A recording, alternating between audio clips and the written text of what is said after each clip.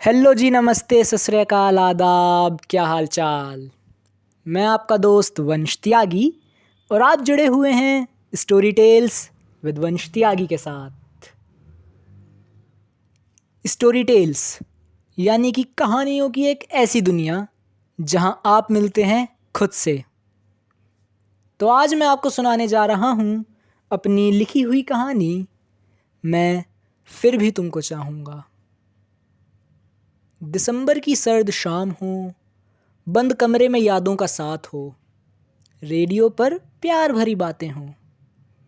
भला ये समा किसे रास नहीं आएगा, मगर अमन के साथ शायद कुछ और ही हो रहा था। सब कुछ बिल्कुल ठीक चल रहा था, मगर जैसे ही रेडियो पर प्यार शब्द का जिक्र हुआ, अमन ने झटक कर रेडियो तोड़ दिया। इसका सीधा कारण ये था कि अब प्यार नाम से अमन का विश्वास पूरी तरह उठ चुका था। वो अमन जो प्यार को जीता था, अपनी अंतरात्मा को उसके अंतिम बिंदु तक जाकर महसूस करता था। वो अमन जिसने प्यार की ना जाने कितनी ही परिभाषाएं गढ़ी थी, वही अमन आज प्यार नाम से इतनी नफरत करने लगा था। किसी ने बहुत सही कहा है कि इतनी अक्ल तो बादाम खाने से भी नहीं आती जितनी कि धोखा खाने से आती है। और अगर वो धोखा आपको प्यार में मिल जाए तो जहर भी आपको उसके सामने मीठा लगने लगेगा। हर प्यार की शुरुआत दोस्ती से होती है, और एक ऐसी ही दोस्ती अमन और श्रेया के बीच भी कॉलेज के शुरुआती दौर में हो चुकी थी। फ़ोन पर घंटों बातें करना, चैटिंग करना, कॉलेज में फुर्सत के हसीन पल गुजारना, शायद इतना काफ़ी है कि एक दोस्ती को किसी गहरी दोस्ती में बदला जा सके। ठीक इसी तरह, किसी फिल्म की तरह, अमन और श्रेया की दोस्ती की नौका भावनाओं के समंदर की सैर कर रही थी। अब इसे दोस्ती कहें या फिर प्यार की पहली शुरुआत, इस बात से अमन और श्रेया दोनों ही अनजान थे। शायद कहीं ना कहीं अमन श्रेया के साथ अपनी आगे की ज़िंदगी के सुनहरे सपने बुन चुका था, तो वहीं दूसरी ओर श्रेया शायद अमन को सिर्फ एक अच्छे दोस्त की नज़र से, नहीं, शायद सिर्फ एक दोस्त की नज़र से देख रही थी, या फिर वो भी नहीं। क्योंकि अगर दोस्ती का रंग अब कहीं और ज़्यादा गहरा हो रहा था, तो वो था श्रेया और रोहन के बीच।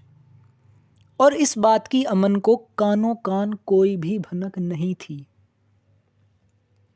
संगमरमर की सफ़ेदी ओढ़े प्रेम का प्रतीक ताजमहल, भला किसे पसंद नहीं होगा। और प्यार का इजहार करने के लिए शायद ही इससे नायाब तोहफा कोई और हो सके। अमन फैसला कर चुका था कि वो आज श्रेया से अपना दिले हाल बयां कर देगा।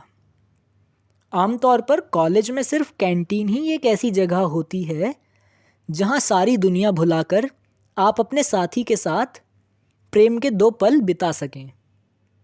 मगर कैंटीन में प्रवेश करते ही अमन के हाथ से कांच से सजा वो प्रेम का प्रतीक ज़मीन पर गिरकर चूर हो गया। रोहन श्रेया की जुल्फ़ों के साथ खेलता हुआ उसकी आंखों के समंदर में गोते लगा रहा था। ये दृश्य देख अमन की आंखों से आहिस्ता आहिस्ता आंसू बहने लगे और वो स्तब्ध सा खड़ा रह गया।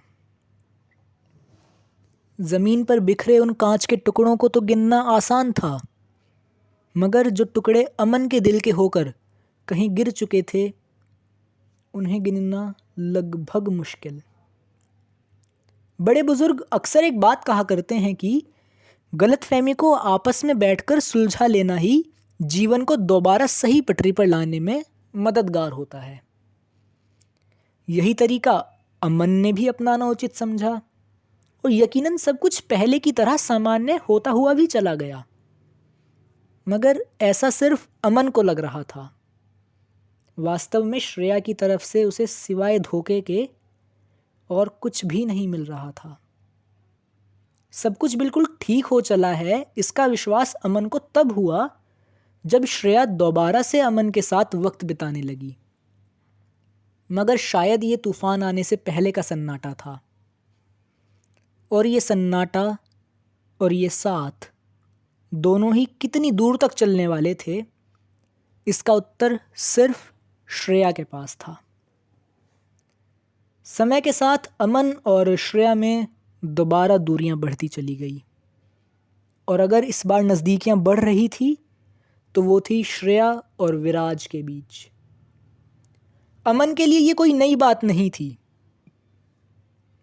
अमन अक्सर खुद से एक सवाल किया करता था कि आखिर ना जाने कौन गलत था, मैं, वो, या फिर वो वक्त जब हम मिले थे।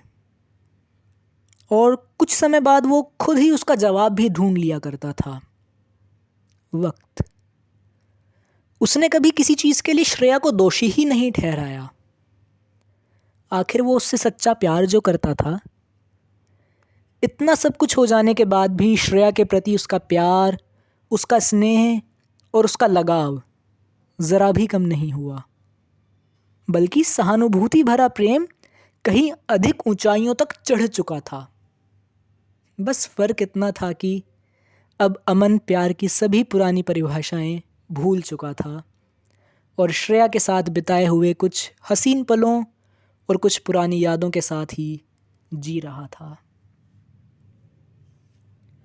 तो दोस्तों, ये थी आज की कहानी, जिसमें आपने देखा कि किस तरह अमन श्रेया से जी जान से प्यार करता था, लेकिन श्रेया सिर्फ अमन को एक अच्छे दोस्त की तरह ही देख रही थी।